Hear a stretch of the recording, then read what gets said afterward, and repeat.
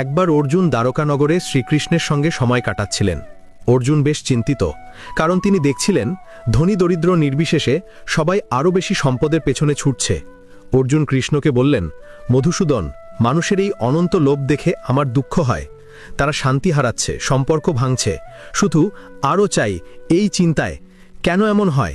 কেন সম্পদ মানুষকে মুক্তি না দিয়ে আটকে রাখে? কৃষ্ণ হেসে উত্তর দিলেন, পার্থ, উত্তর তোমায় দেব না, বরং চলো একটি খেলা দেখি। তারা দুজন সমুদ্রের শান্ত তীরে গেলেন।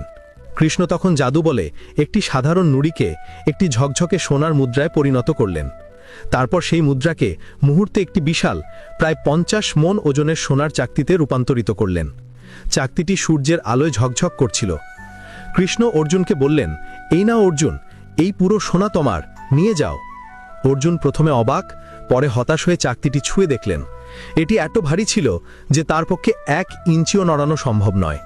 কৃষ্ণ কৌতুকপূর্ণ হাসি হেসে বললেন, চিন্তা কি অর্জুন, এটা তো তোমার সম্পদ। এবার তুমি তোমার রাজকীয় জীবন, তোমার কর্তব্য, তোমার পরিবার সব ভুলে এখানেই বসে থাকো। তুমি সোনার বোঝা আগলাও, কেউ যেন চুরি না করে। ভুলে যেও না, তুমি এখন এই সোনার রক্ষক। অর্জুন গভীর দুঃখে ডুবে গেলেন। তিনি দেখলেন এই বিশাল সম্পদ তার কোনো কাজে আসছে না।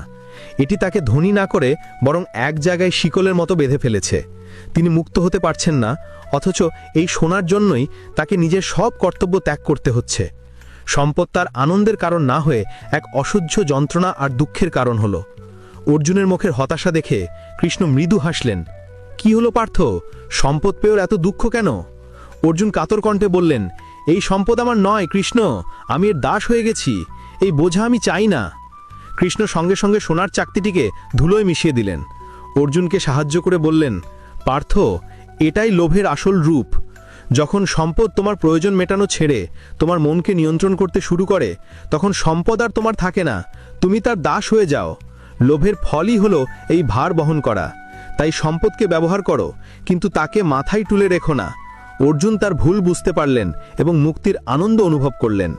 এই গল্প আমাদের এটাই শেখায় যে প্রকৃত সম্পদ সেইটা যা তোমার উপকারে আসে। যে সম্পদ তোমাকে কর্তব্য থেকে দূরে সরিয়ে দেয় বা ভার হয়ে দাঁড়ায়, তা লোভের ফল, যা মানুষকে কেবল দুঃখ আর দাসত্ব দেয়। ভিডিওটা ভালো লাগলে লাইক করে, চ্যানেলটা সাবস্ক্রাইব করে কমেন্টে হরে কৃষ্ণ লিখতে ভুলবেন না।